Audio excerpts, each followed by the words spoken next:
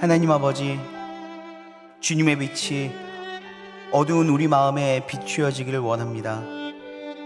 주님, 빛이 우리 마음에 오시면 어두움은 물러가고 천국을 맛보며 주님과 함께 살아가게 하옵소서. 사랑하는 성도들이 세상에서 빛을 비추어 어두운 세상이 희망의 빛으로 복음으로 새롭게 되길 원합니다. 예수 그리스도의 이름으로 기도합니다. 아멘.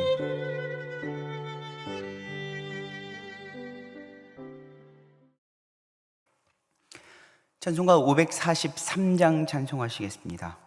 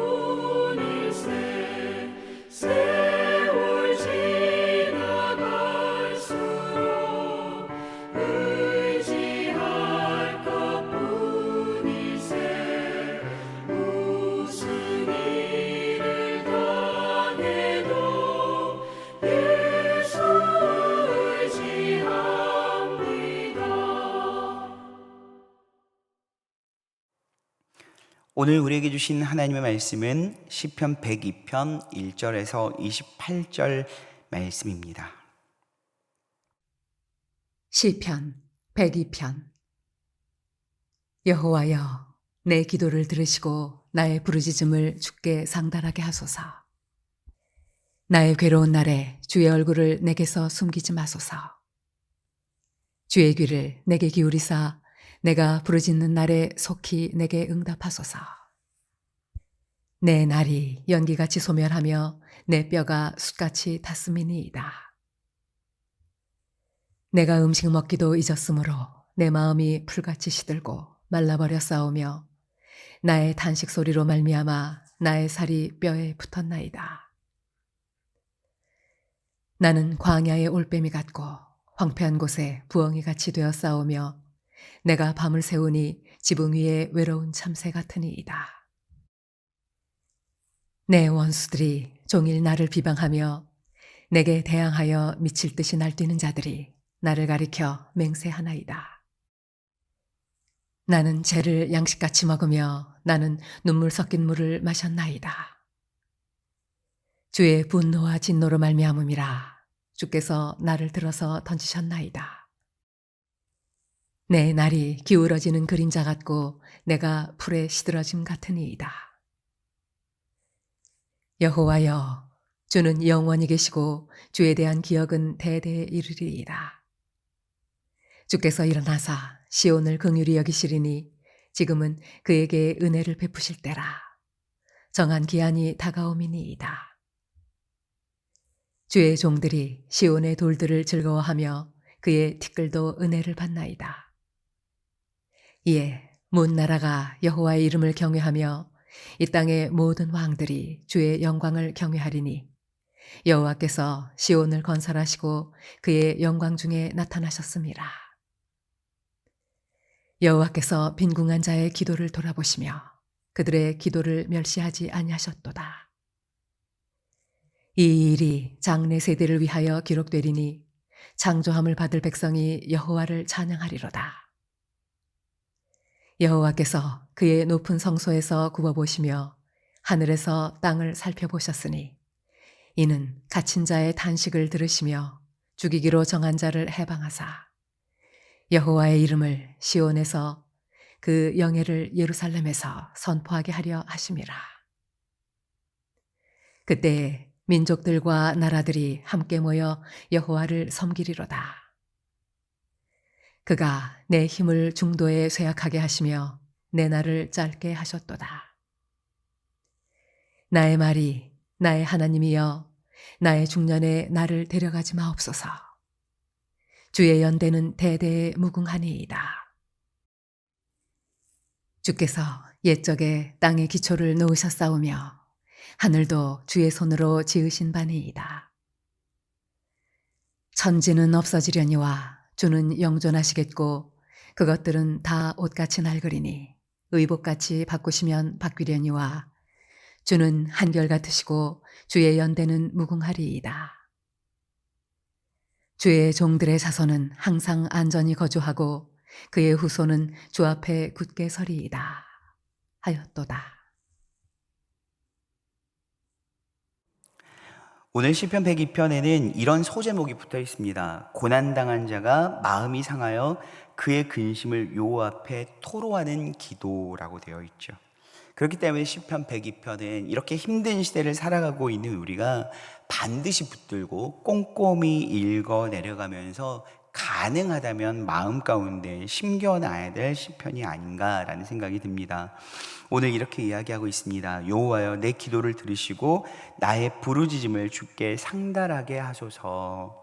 뿐만 아니라 2절에 나의 괴로운 날에 주의 얼굴을 내게서 숨기지 마소서. 주의 귀를 내게 기울이사 내가 부르짖는 날에 속히 내게 응답하소서. 고통을 당할 때 기도조차도 나오지 않을 때가 있습니다. 그리고 한두 번 기도하지만 기도를 쉽게 멈추어 버릴 때가 있습니다. 너무나도 슬프고 어려운 감정이 나를 사로잡아서 하나님께서 내게 속히 응답하실 거라는 믿음을 저버리기가 쉽고요. 또한 슬프고 어두운 감정에 사로잡혀서 빛 대신 하나님의 얼굴을 바라보기가 쉽지 않습니다. 우리는 하나님께서 내 이야기를 들으셨는지 듣지 않으셨는지는 모를지라도 하나님의 얼굴빛이 내게 흐뭇한 미소를 향하고 있으면 그 얼굴빛을 볼 때 내 말씀을, 내 이야기를 잘 들으셨구나 라고 생각할 수 있죠. 우린 누군가 대화할 때도 그렇습니다. 그 사람이 내 모든 이야기를 다 이해했는지 이해하지 않았는지는 모르겠지만 나를 향해서 포근한 미소를 향하고 있고 또한 끄덕끄덕 얼굴을 웃으면서 마주하고 있으면 내 이야기가 다 이해됐고 잘 들렸구나라고 생각할 수가 있죠. 뿐만 아니라 내가 이야기를 할 때 잘 이해하고 반응을 해주면 내 이야기를 잘 귀 기울였구나라고 생각할 수가 있습니다. 그리고 거기서 더 나아가서 내가 원하고 바라고 있는 것들을 이야기했을 때 그것을 행위적으로 응답해주면 응답받았다라고 이야기하면서 그와의 관계가 훨씬 더 깊어지는 것으로 볼 수가 있죠. 이런 교제의 상황과 하나님과의 관계는 너무나 동일합니다.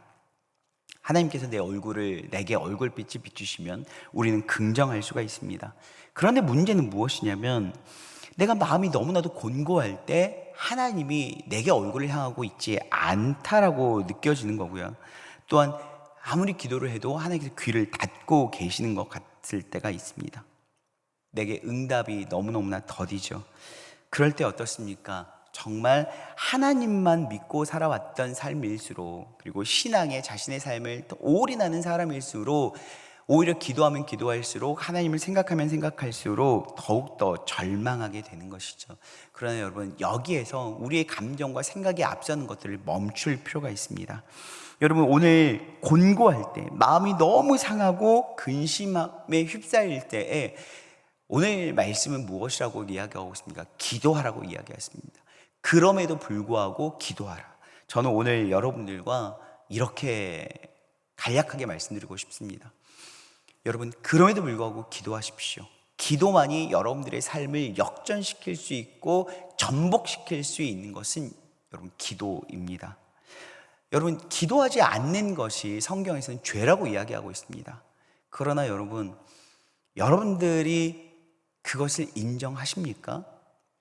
사무엘이 이야기했던 것처럼 내가 기도하기를 쉬는 죄를 범하지 않겠다라고 이야기했습니다. 사무엘은 기도를 멈추는 것을 죄라고 인정했습니다. 여러분들은 지금까지 얼마나 많은 기도를 쉬었습니까? 물론 여러분들이 지금 너무나 고달프고 고난 가운데 있고 마음이 상했고 근심에 휩싸였기 때문에 지금은 여러분들이 열심히 기도하고 있고 하나님 앞에 속히 응답해달라고 간청하고 있긴 합니다만, 여러분들의 삶이 이 고난 이전에 평안함이 있을 때, 여러분들 일상의 삶을 살아가는 그 이전의 삶을 돌아보시면 여러분들이 얼마나 기도하셨습니까? 아니, 사무엘의 표현대로 이야기하자면 여러분들 얼마나 많은 죄를 지으셨습니까? 목회자인 저도 여러분 예배를 인도하고 또한 청년들과 많은 기도 모임을 인도하면서 기도를 하긴 합니다만, 일상의 삶에서 기도를 멈추었던 일들로 따지자면 사실상 저도 무기징역감이라고 이야기할 수 있겠죠. 여러분, 기도를 쉬는 것이 죄임을 인정하십니까? 앤드류 머레이는 기도를 쉬는 것을 죄라고 이야기하고 있습니다. 왜냐하면 기도는 나의 삶 가운데 나의 삶을 다스리고 인도하시기 위해서, 아니 때로는 나에게 말씀을 들려주시기 위해서 내 삶에 찾아오신 하나님과의 대화라고 이야기를 하는 것입니다. 그러면 하나님께서 내 삶에 찾아오셨는데 그 찾아오신 하나님께 말 한마디 걸지 않고 그분이 내 삶에 임하실 자리 한 자리 내어드리지 않는다면 여러분, 그것은 무엇일까요? 하나님을 아주 면박주는 행위이고요, 하나님을 민망하게 하는 행위입니다. 아니, 하나님 왜 제 삶에 찾아오셨습니까? 라고 무언으로 하나님을 밀쳐내는 행위라고 할 수 있겠죠. 여러분, 우리가 기도가 멈추어졌다라는 것, 우리가 그동안 일상의 삶에서 기도를 하지 않았다라는 것은 그동안 내 삶을 간섭하시고 인도하시려는 모든 하나님의 손길을 내가 다 거절한 거나 마찬가지입니다. 여러분, 생각해 보세요. 여러분들이 누군가에게 초대받아서 오라고 한 거예요. 하나님, 내 삶에 좀 와주십시오, 우리 집에 좀 와주십시오 라고 이야기했고 초대받아서 갔는데, 이제 그때부터는 오라고 해서 갔더니 외면하는 거예요. 앉을 자리 하나 내주지 않는 거예요. 마실 물 한 잔 주지 않는 거예요. 말 한마디 걸지 않는 거예요. 이미 집안에 초대되어 와 있는 많은 사람들과 대화하고 그들과 일하느라 나에게는 전혀 말 한마디 걸지 않는 거예요. 여러분, 어떻습니까? 바로 이게 기도하지 않는 죄입니다. 우리 일상의 수많은 일들, 사역들, 내가 중요하게 생각했던 많은 일들에 분주합니다. 그 분주함에 휩싸여서 정작 내 삶의 주관자이고 통치자이고 인도자이신 그 하나님을 초대해 놓고도 하나님께 말 한마디 걸지 않는 거예요. 우리는 기도하지 않는 죄를 지금까지 숱하게 지어왔습니다. 그리고 내 삶의 발등에 불이 떨어지니까 하나님께 기도하는 거예요. 그러나 인자하신 하나님께서는 우리의 기도를 들으십니다. 그리고 하나님의 방법대로 인도해 가시는 거죠. 여러분, 우리가 고난당하고 마음이 상하고 근심에 쌓이고 곤고할 때 가장 큰 위험과 유혹이 무엇이냐면, 지금 당장 처해 있는, 나를 어렵게 하고 힘들게 하고 있는 이 문제가 해결되어야 된다는 거예요. 이 문제, 내가 원하고 있는 상태, 내가 원하는 응답이 오기를 기도한다는 거예요. 그것이 발등에 불이 떨어졌기 때문에 이 불만 꺼주면 된다는 거예요. 그 이후에 어떤 처치를 받은지 그건 중요하지 않아요. 가끔씩 의학 드라마를 보면요, 무언가에 찔렸어요. 뭔가에 찔렸는데 이걸, 나를 찌르고 있는, 내 육체를 찌르고 있는 이걸 그냥 빼는 것만이 답이 아니라는 것을 이야기할 때가 있습니다. 빼지 않고 이걸 그 상태로 처치해서 병원에 가서 나중에 전문가의 손길에 따라서 이걸 처리해야 된다는 거예요. 뭔가에 찔렸다고 그걸 무작정 빼면 더 위험에 처해질 수 있다는 거죠. 그러나 우리는 내가 고난당하고 공고할 때에 그것만 제거되면 된다고 생각하고 그걸 제거해달라고 기도합니다. 하나님의 선하신 뜻이 우리를 향하고 있을 때 하나님 우리의 간청 뛰어넘어서 가장 완전한 것으로 응답해 주시는 분이 우리 하나님이십니다. 하나님은요, 우리가 기도하지 않는 죄를 숱하게 범하고 있었지만 그럼에도 불구하고 여전히 우리가 하나님께 말 걸어주기를 기다리고 계신 분이셨어요. 그래서 우리 기도에 응답하십니다. 하나님이 가장 좋은 것으로 응답해 주실 거라는 확실한 믿음은 우리의 기도를 더욱더 풍요롭게 합니다. 여러분, 기도해도 응답되지 않을 거야 라는 전제적 조건을 깔고 기도하면요, 기도가 길게 되지 않아요. 지속적으로 되지 않아요. 어제, 오늘, 내일까지는 기도할 수 있을지라도 그 다음부터는 해봐야 소용없어 라고 멈춰버립니다. 그러나 하나님께서 가장 좋은 건, 내 생각과 내 기대를 뛰어넘어서 더 좋은 것을 주실 거야 라고 생각하고 기도한다면 여러분, 그 기도는 더 오래 지속할 수 있습니다. 오랫동안 지속하면서 뿐만 아니라 풍성하고 풍요로운 기도로 나아갈 수 있다는 것이죠. 오늘 시편 기자는 끊임없이 28절에 걸쳐서 계속적으로 이야기합니다. 그러면서 마지막에 이렇게 이야기하죠. 27절, 주는 한결같으시고 주의 연대는 무궁하리이다. 28절, 주의 종들의 자손은 항상 안전히 거주하고 그의 후손은 주 앞에 굳게 서리이다. 결국 하나님께서는 지금 현재 나의 상황을 뛰어넘어 역사하시는 분이시라는 것입니다. 가장 좋은 것을 주실 것이고 내 이 어려움을 하나님의 가장 완전하신 응답대로 해결해 주실 것이다 라고 기대하고 있는 것이죠.